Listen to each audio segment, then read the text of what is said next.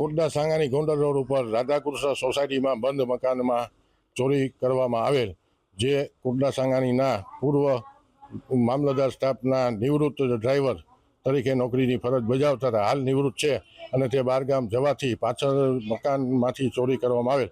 તે ખરેખર વસ્તુ કેટલી ગયેલ, શું થયું, એ હકીકત આપણી સાથે જણાવશે. મારું નામ ઉપેન્દ્રભાઈ ઠાકર છે. હું નિવૃત્ત કર્મચારી છું મામલતદાર ઓફિસનો.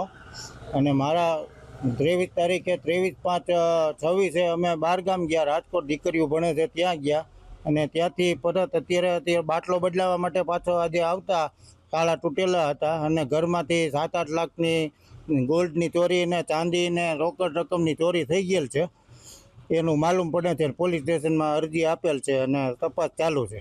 આમાં કેટલા રૂપિયાના દાગીના છે અંદાજે? તમારી જે આ દાગીના મૂકેલ હતા ઘરમાં, તે અંદાજે કિંમત કેટલી દાગીનાની હતી? 8 થી 10 લાખના દાગીના અને ચાંદી ને રોકડ રકમ 40-45 હજાર જેવી ગઈ છે.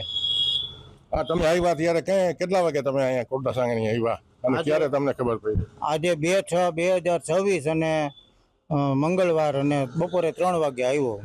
આ કોટડા સાંગાની રાધાકૃષ્ણ સોસાયટી અને ગોંડલ રોડ ઉપર મેઇન રોડ ઉપર મકાન આવેલ છે ઉપેન્દ્રભાઈ ત્રિવેદીનું, જે ઠાકર તેમજ લાખો રૂપિયાની મુદ્દામાલ સહિતની ચોરી કરવામાં આવેલ. તે કોટડા સાંગાની પોલીસ સ્ટેશન તેમજ LCB તપાસ ધમધમાટ ચાલુ કરવામાં આવી રહી છે. કોટડા સાંગાની સલીમ પતાણી, અબતબ.